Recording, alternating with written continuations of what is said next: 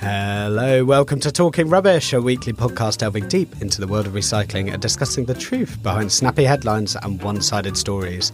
I'm James Piper, author of The Rubbish Book, and I'm joined by Robbie Staniforth, my far from rubbish friend. And we are joined today by Saabira Chaudhuri, our far from rubbish guest. Good morning, Robbie. Hey, James. How are you doing today? Yeah, really good, thank you. Looking forward to another great interview. Yeah, good. I think we may have new listeners, following the Mike Berners-Lee episode. And can I just say as well, so that was episode 50? Yeah.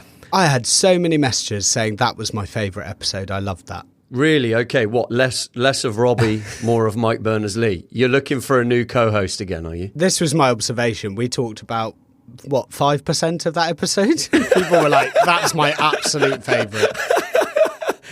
Get rid of these two numpties. So luckily we have Saabira Chaudhuri today who can just talk for 95% of the podcast and appease everyone. This could be a new favourite coming up. But for our new listeners, because we will have new listeners, we do an interview every 5 episodes. So you have 4 episodes of Robbie and I talking loads. Sorry about that. And then you get one really good episode where experts come on and talk about all sorts of amazing things. And I'm really delighted today that we're joined by Saabira, and we'll talk all about her book and the work that she does in a second once we've done a quick intro to things we've seen this week.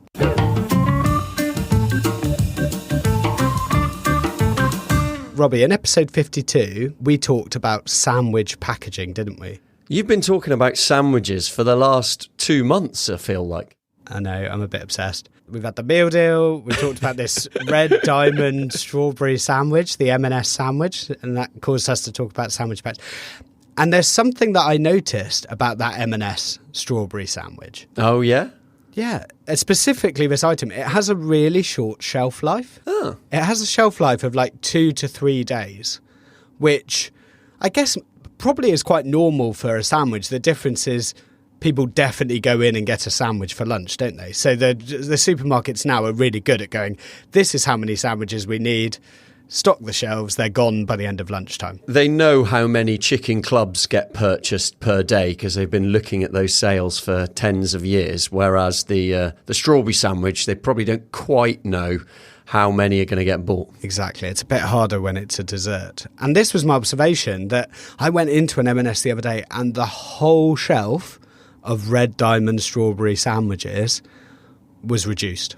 The whole shelf, 30 sandwiches just reduced in price. Oh, wow. And so this doesn't end with you buying 30 sandwiches, does it, James? No, it doesn't.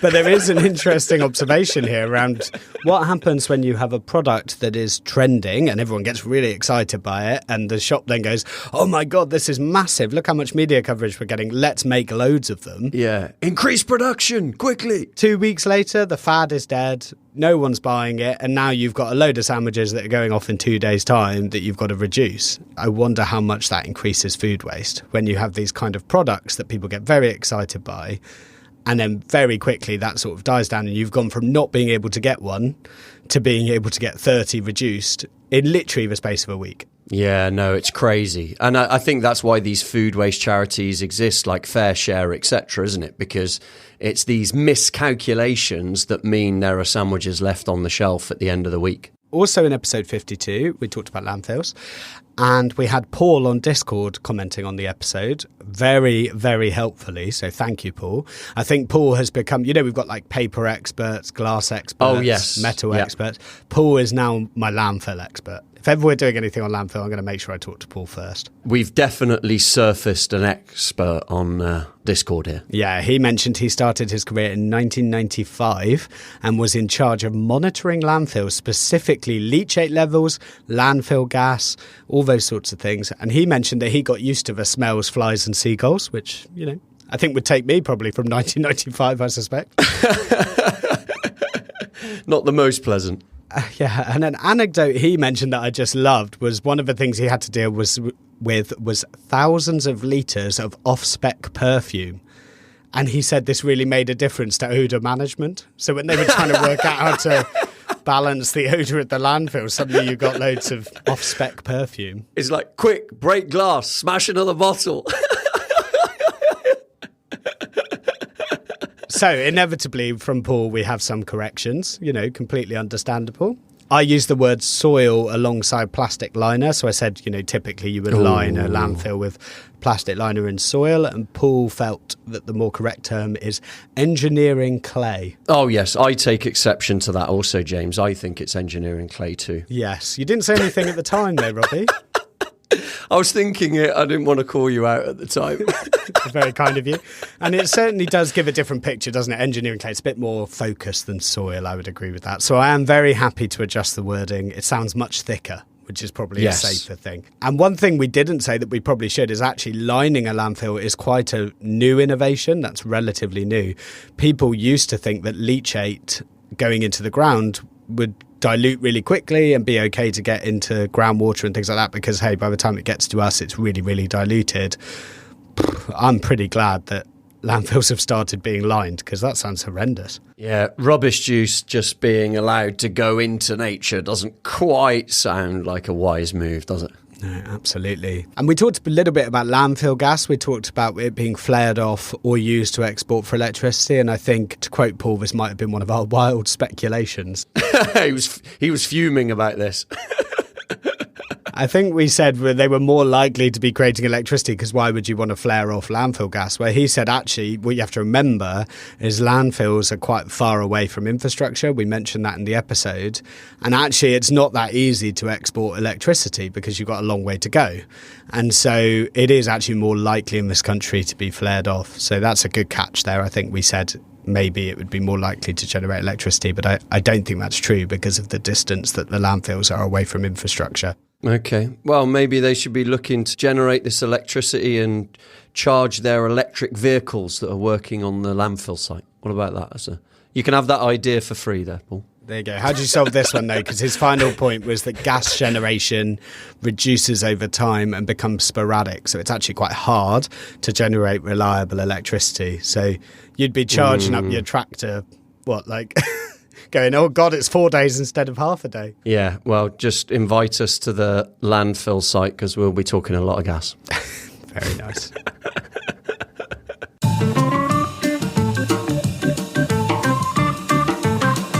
And we'd like to take a moment to thank our sponsor, EcoSurety, who are on a mission to rid the world of unnecessary packaging. They help brands navigate the tricky world of extended producer responsibility, but that is not all.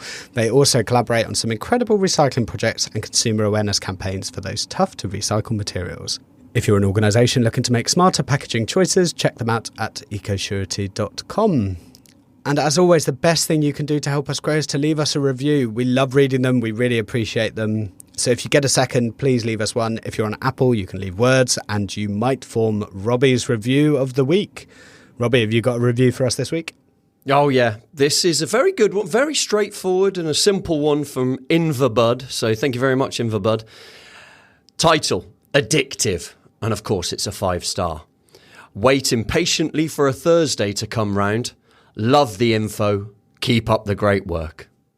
Very nice. Thank you so much, Inverbud. That's all we need, isn't it? Thank you, Inverbud. And you can follow us at Rubbish Podcast. You can email talkingrubbishpodcast@gmail.com or you can WhatsApp us. Also, please join our Discord. It's the easiest way to engage with us and listeners of the show. And the link to all of those things is in the show notes, as is the link to our petition, which is about banning the word compostable on dog poo bags, which can't be composted. So if you have a second, please go and sign that. Yeah, and my endorsement for Discord is that's where you hear Paul digging out Piper for what he said on the episode. So that's really, this is really good stuff. Thank you so much, Paul.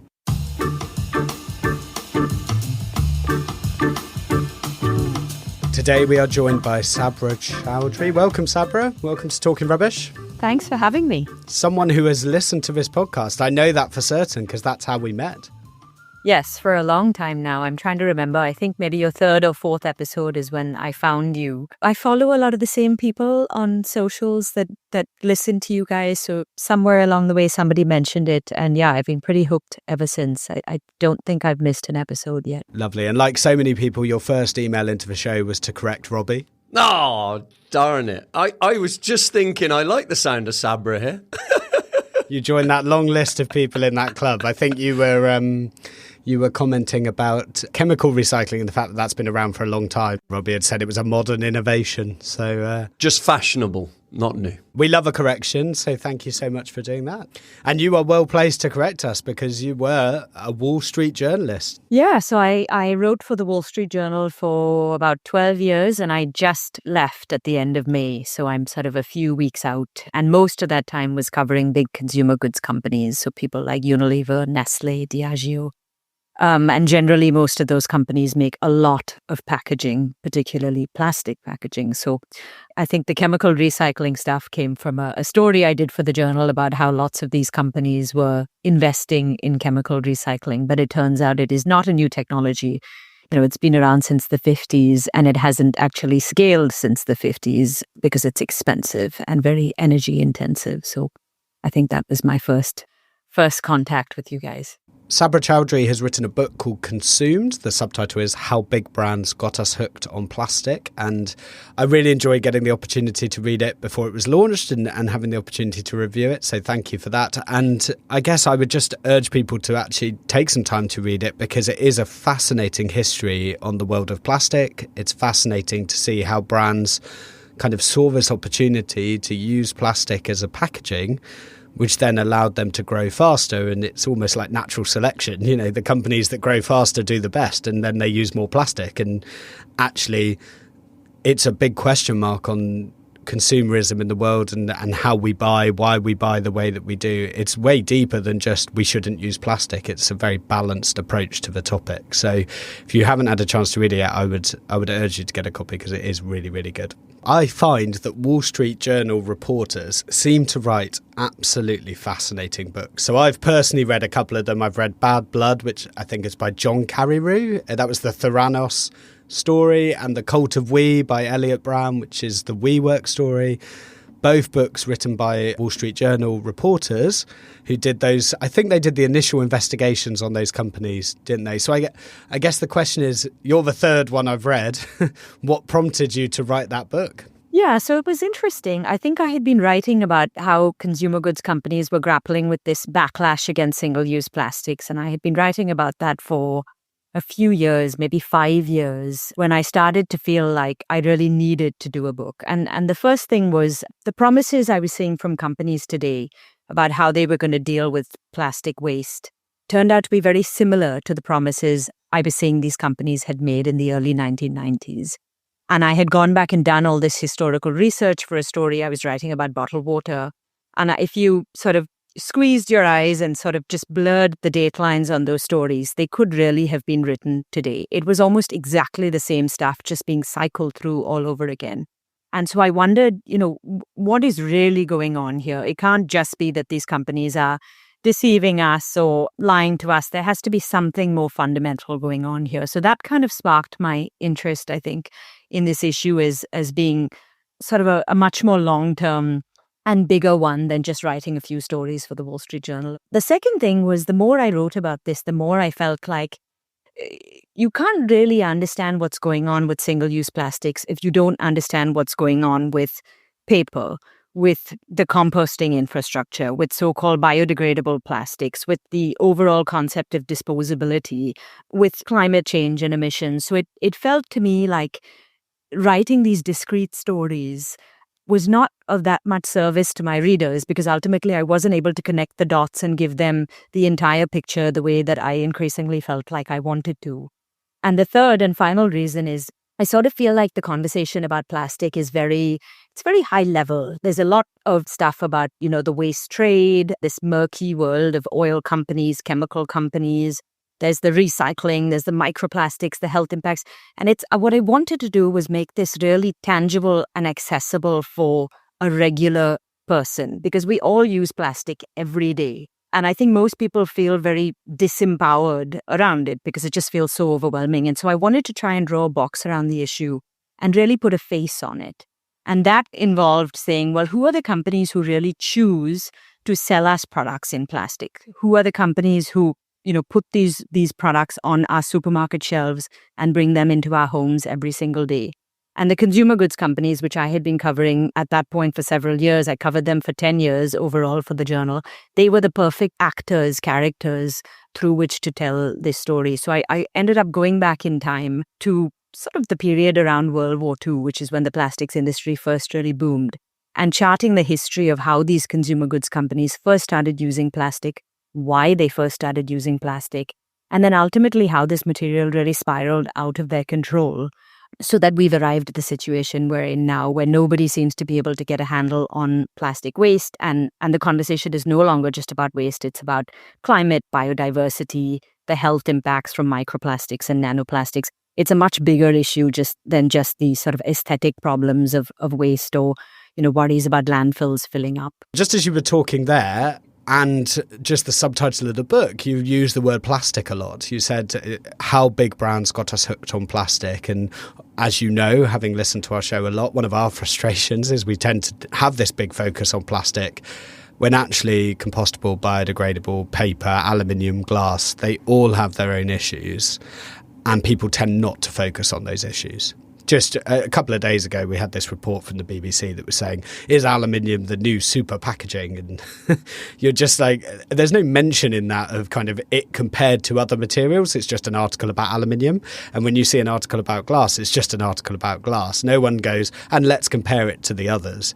Whereas with plastic, I think every article is, why aren't we using these other materials? And there's always that direct comparison. And so we're going to do that next week. Just in case anyone's wondering, next week we're going to do an episode on aluminium packaging, because I think it is really quite topical at the moment. But I'm interested in why you chose to use the word plastic and why a lot of the themes in your book were specifically around plastic, when actually what we're talking about here is increased consumerism, whatever the material. It's a great question. And I think, so the simple answer is I believe that single-use plastics have rewired our everyday behavior in a way that none of these other materials can or ever will. I think it's brought about convenience, portability at a low cost. It's brought about mobility. It's sort of allowed companies to take their products, build entirely new markets from scratch.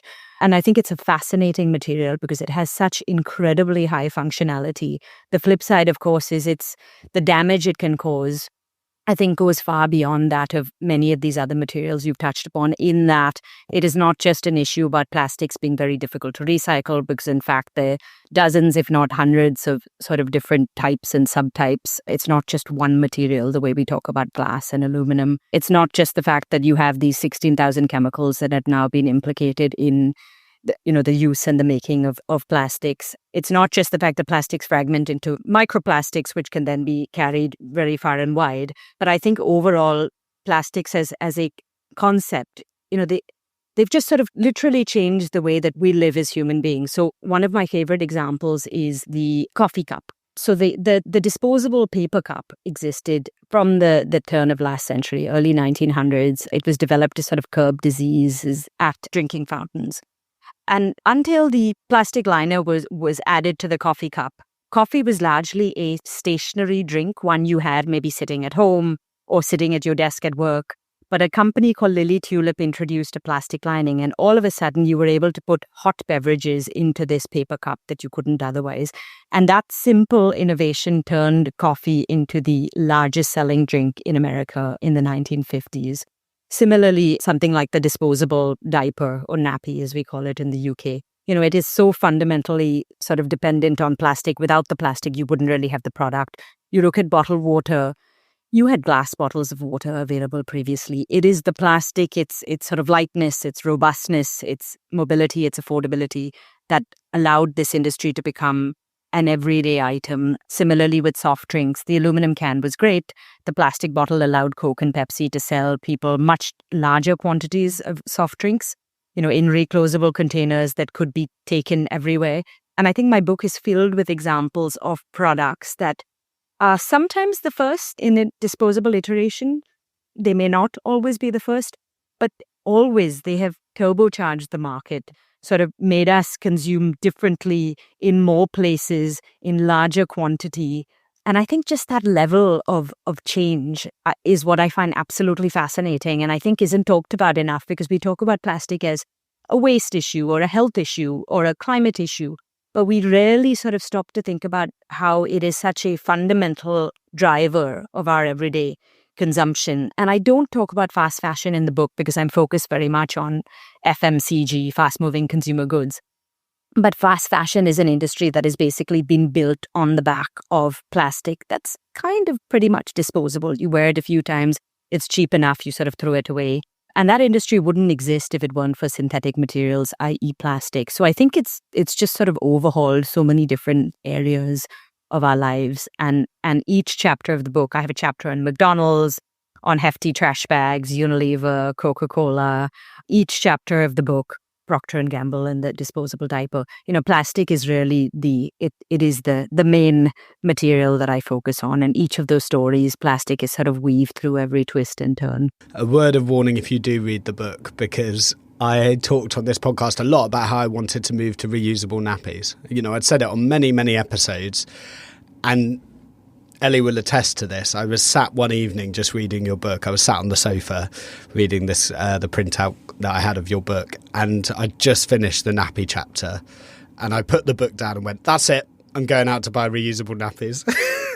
It was so horrendous. It was so visceral, this kind of like, oh my goodness, how many very, very complex bits of paper, plastic, fibre, absorbent material, like the complexity of that makeup. And I'm getting through how many a day, and I'm putting them in landfill, or they're getting incinerated, and what a waste. And so there are a couple of chapters of your book where I went, right, I'm doing something different. And I think I came onto the podcast that week and said, right, we've started using reusable nappies. And genuinely it was, that chapter on nappies was so fascinating. The thing that I found the most striking from that chapter, from doing the research from it, was this statistic I unearthed about how back in the 1950s, 92% of American children were potty trained by the age of 18 months. And then fast forward 3 decades later, when disposable diapers, had covered every baby bottom in America, that rate had dropped to, it had essentially flipped. So you had something like 92% of American children were not potty trained by the age of 18 months. And I think the most striking thing about the disposable diaper is it has fundamentally pushed up the age at which we potty train our children. And the two reasons for this is, one, it's very convenient for parents. When you're actually washing the cloth and drying it, you are motivated to try and toilet train your child earlier. But two, and more crucially, it's very comfortable for a child to sit in these disposable diapers for hours on end. They don't feel wet. It's not uncomfortable the way that sitting on cloth is. And so it fundamentally lessens the incentive for a child to want to make that inevitably slightly traumatic switch away from diapers into being toilet trained. And I have personally struggled with this. I have a 2-year-old and a 4-year-old. I've personally really struggled with this. So I think that was my biggest takeaway from having done the research from that chapter, which is, it's not so much about cloth versus disposables. It's about what this shift to disposables has done to our everyday behavior. So what you're saying is I need to find the most uncomfortable nappy. That's the trick. I think you should work on toilet training your baby as early as possible.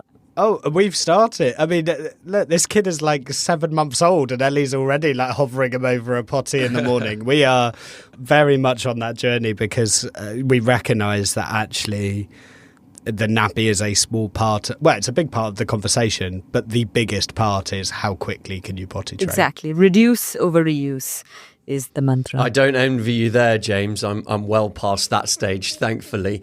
But you picked up there, Saabira, about this continual plastic really just made so many different things convenient through history.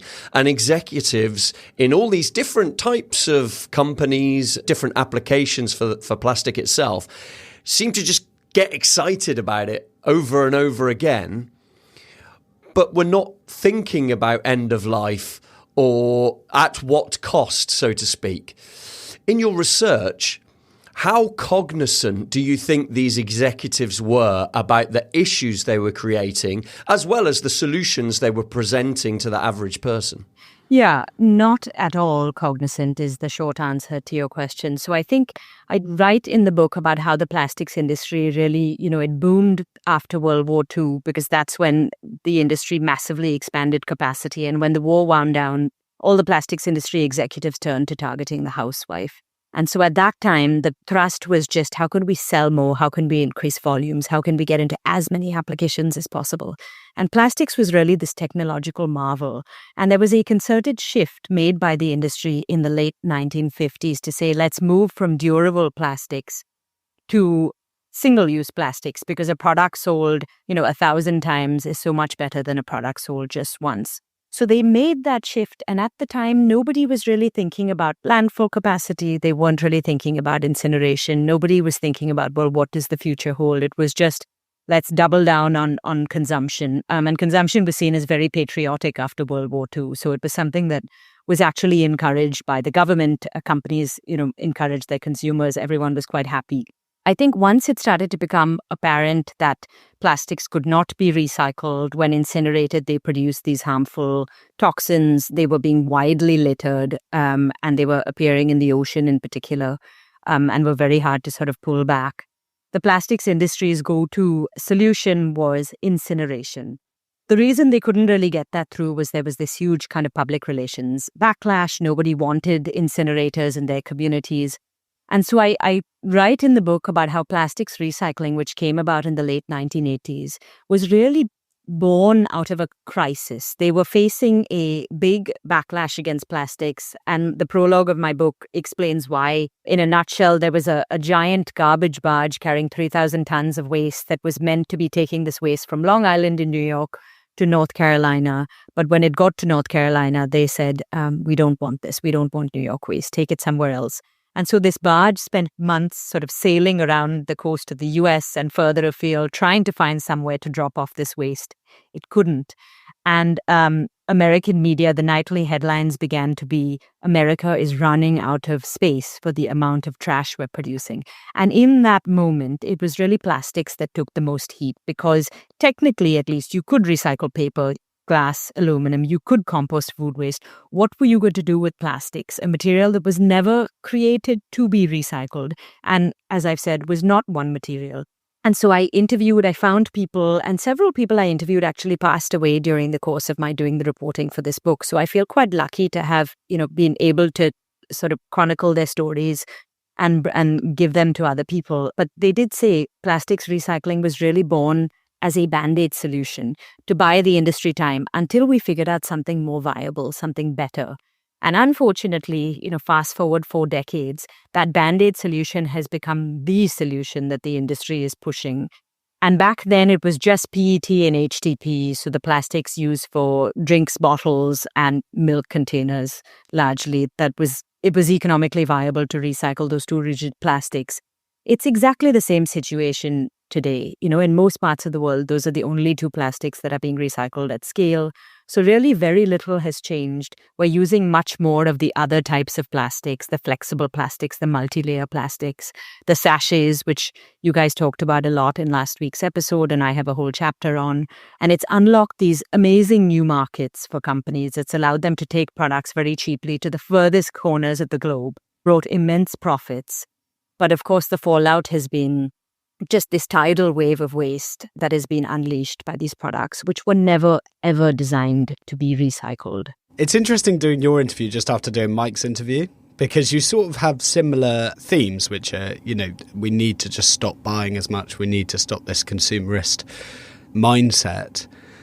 And I just keep coming back to this feeling, because I felt the same as I came off Mike's episode, and as I listened back to it, I thought, so what do we do? What did we want history to look like? How could we have fixed this? Because the companies would argue, but growth is good, GDP is good. And obviously the rest of us are saying, well, it's not good for the planet. It's good for pension funds and individual wealth and all those kind of things. But there is a huge amount of inequality across the globe, as we know, and a lot of these companies growing have helped create that. I guess I'm interested in what you would have done differently. If you were in those boardrooms, 50 years ago, would you have said, guys, let's stop growing? How would we have stopped that? How would we have prevented that from happening? Yeah, it's interesting. I think there's two ways to look at this. So one is to look at it from today and look backwards and say, is there a way we could have stopped this genie escaping from the bottle? If we had never launched these single-use plastics products, what would our future have looked like? And I think inevitably there was always a drive towards convenience, to some extent towards disposability. But I'm not sure things would ever have gotten as out of hand and as unsustainable as they are today. Because I think if you look at where we are now, entire supply chains are built around this idea of single use. So we talk a lot about reuse today. And one of the fundamental reasons that reuse has struggled so much is it's usually more expensive and it's more inconvenient. And you need legislation in place to make it less expensive. And there are many companies working on making it more convenient.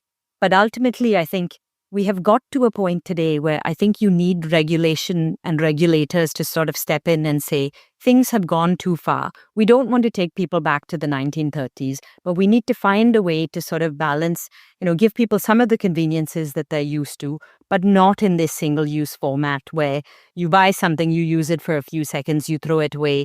It essentially lasts forever in some form, whether that's in the form of emissions, whether it's in the form of the product itself, which gets mummified in a landfill. It is not a sensible use of our resources.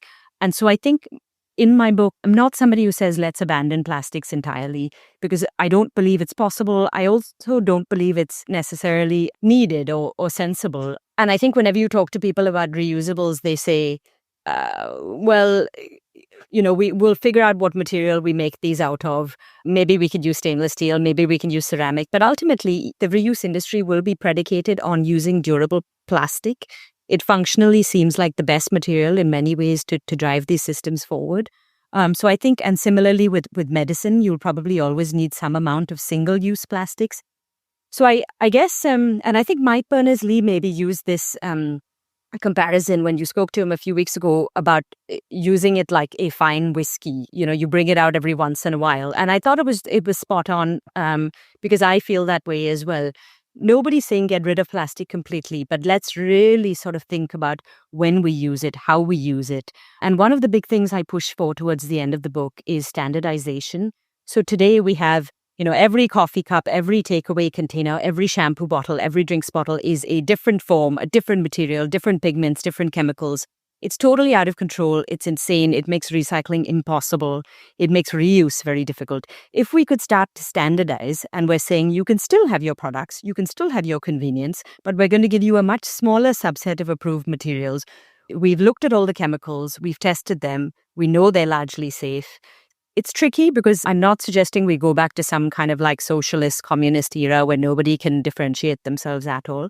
But I think if you are going to differentiate yourself, maybe you have a paper skin, a very thin thing that you put around kind of the container itself that can then be taken off, comes off in the washing process, is possibly recyclable. You pay a little bit extra for the privilege of being able to do that.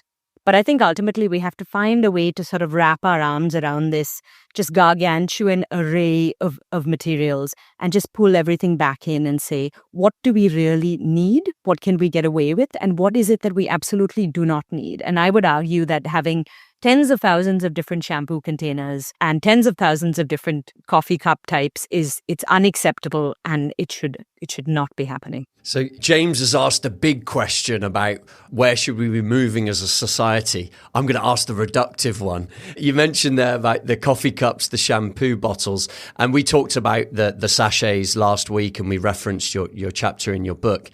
What in your mind is the most problematic packaging or product we could buy? And what are the quick wins? You mentioned the coffee cups and standardization, shampoos and standardization. Are there any other quick wins we could be looking at? Yeah, I think the most problematic material depends on where in the world you live.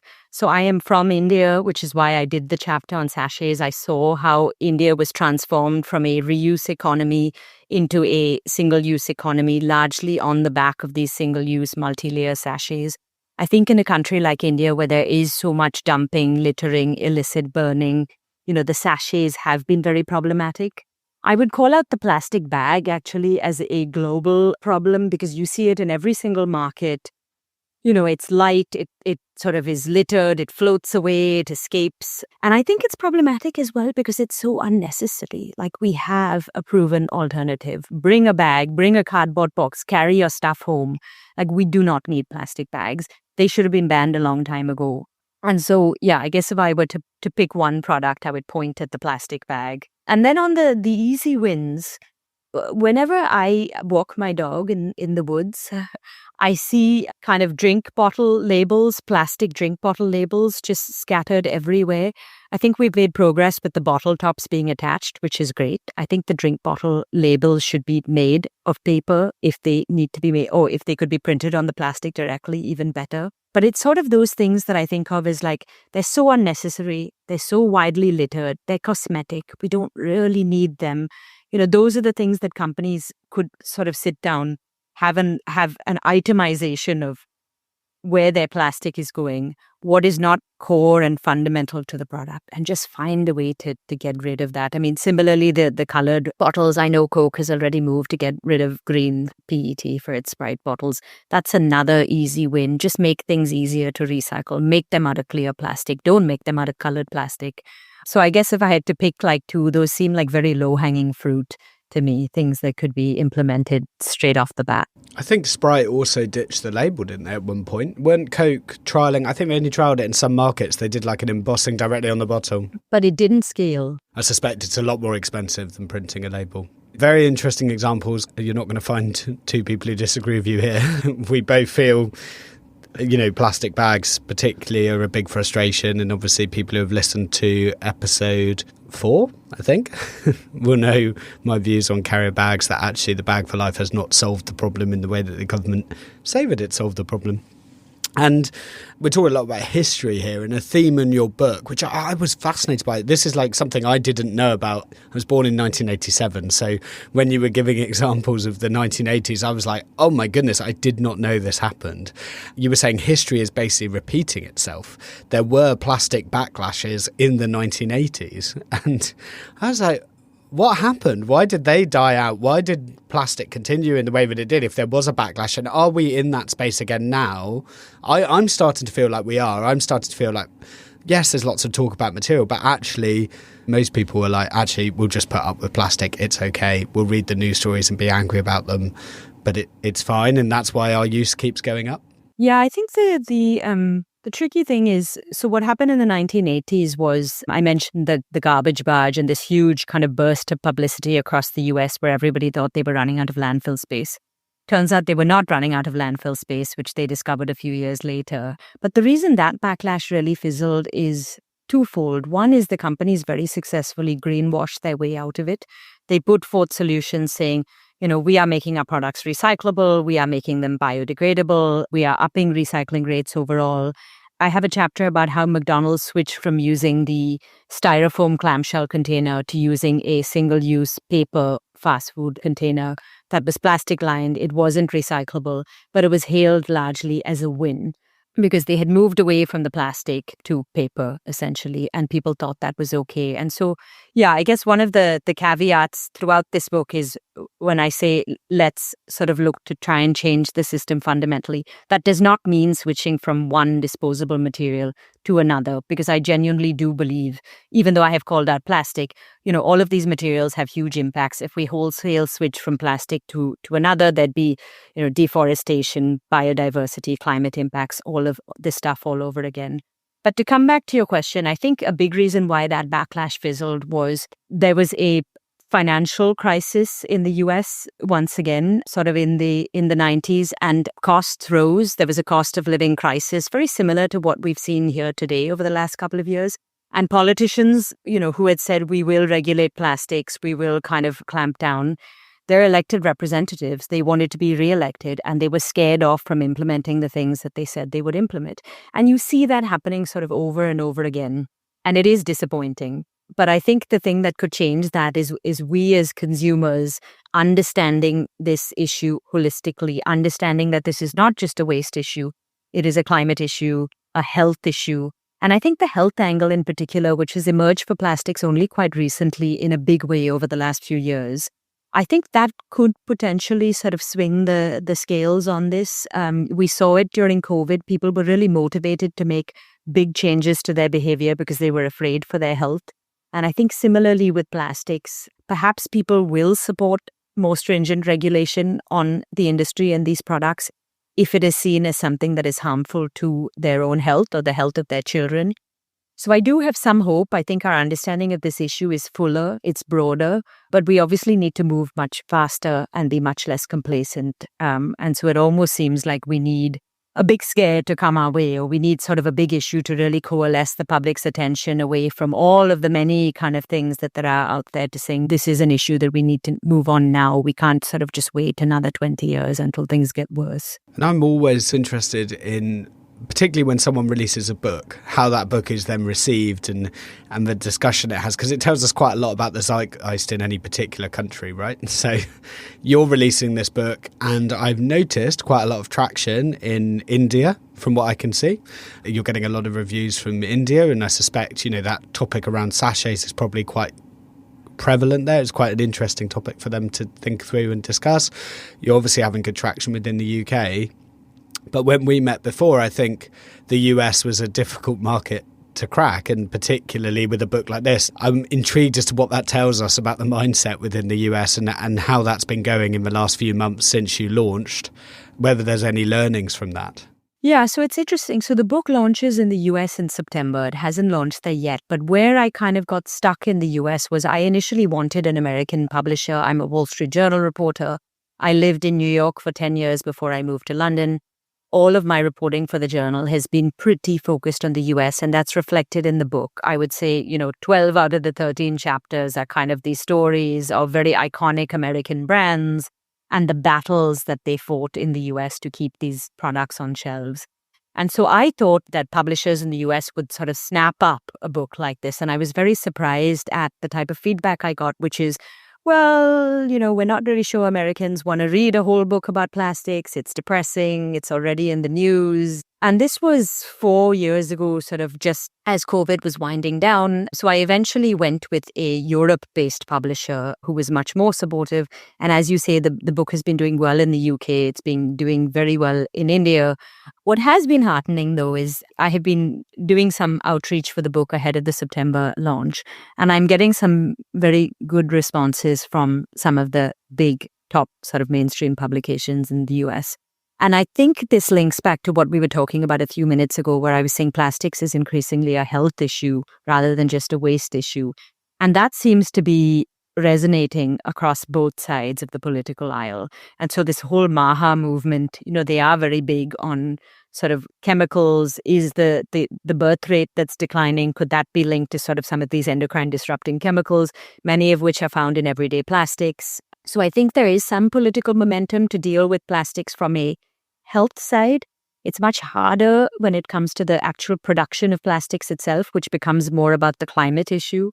I know the US is not participating or is not expected to sign the Global Plastics Treaty. It'll be interesting to see how the book actually does in the US when it launches in September, how consumers respond to it. But I've been quite heartened by media interest in it so far. And I'd like to think that in the last couple of years, between the time that the publishers said no and now, the environment has changed to be more receptive to the idea of a book about consumer goods companies really selling us plastic to make these immense profits for themselves. Yeah, I'd have to agree with you, Saabira, because while at a sort of federal level, national and global level, the US isn't leading on plastic. You mentioned the Plastics Treaty, but there is extended producer responsibility coming in at state level.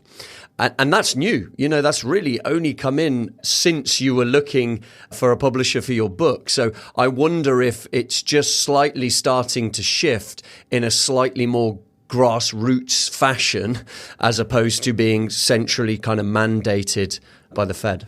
And that's always how change in the US works. It never sort of comes from the top right away. It will usually be California will move, and then maybe New York will move, and a few other places will move. And once you have 5 or 6 states, you have enough of sort of a coalition that you might have a federal law that eventually comes through. So, yeah, I think there is hope, but I don't think the US will lead on this. I think we will probably see Europe lead on this, and the US will follow suit. And that's what's quite nice about writing about big multinational companies is, when they make a change somewhere in the world, quite often they are motivated to just make that change globally because it's more cost effective for them to do it that way rather than to make different products for different markets. So if you're making something for Canada and Mexico, why not just do it for all of North America So I like to think that the US does not have to call the shots on this one, and that some of these things about extended producer responsibility, minimum recycled content, container deposit laws, the standardization that I talked about that could help reuse, some of these ideas I think could sort of just trickle down anyway, is my hope. Thank you so much for joining us today, Saabira. Before we get to the final question, we always like to ask a guest to offer a gift to our listeners. So something that's helpful, or they believe is helpful to environmental causes. Congratulations to Josie, who won the books from Mike Berners-Lee. I kept getting feedback that no one knew who won the previous. So I think I'm going to start this when I ask the guest for the gift, I'll say congratulations to whoever won the last one. Because I think people think I'm just hoarding these gifts.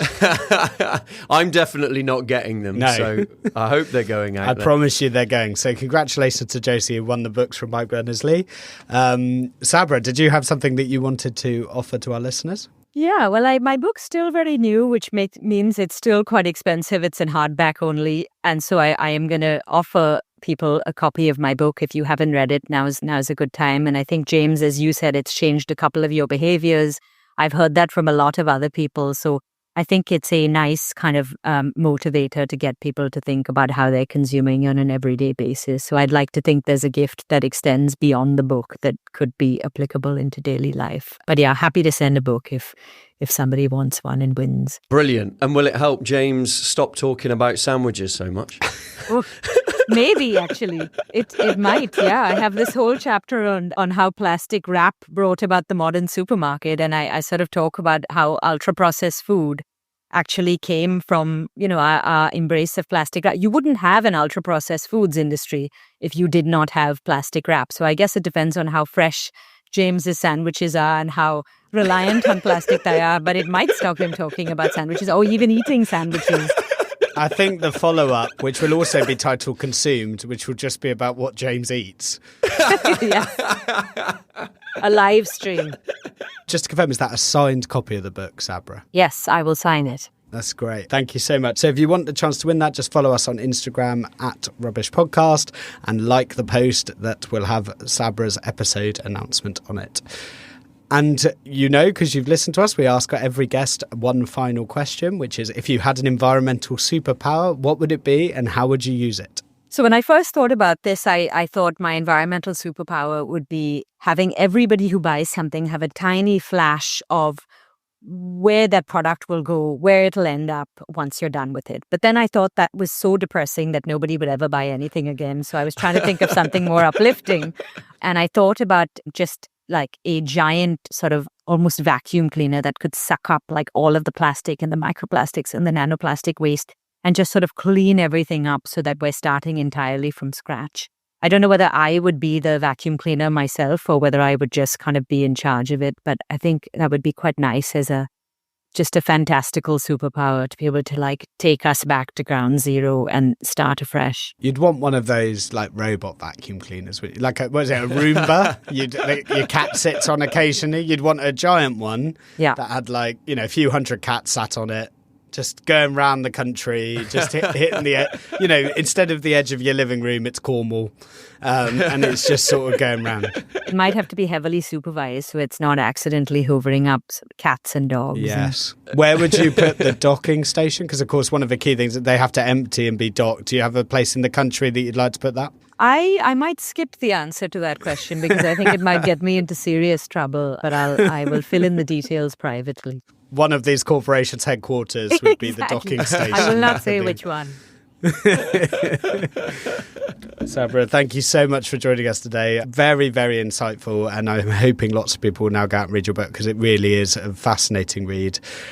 Only read it if you're prepared to move to reusable nappies because that chapter's going to stress you out. Or just toilet train early. Yeah, I'm trying to do both. I mean, I will keep people posted on my adventures with nappies, but it's a whole different podcast. Well, thanks for having me. Thank you so much for your time today.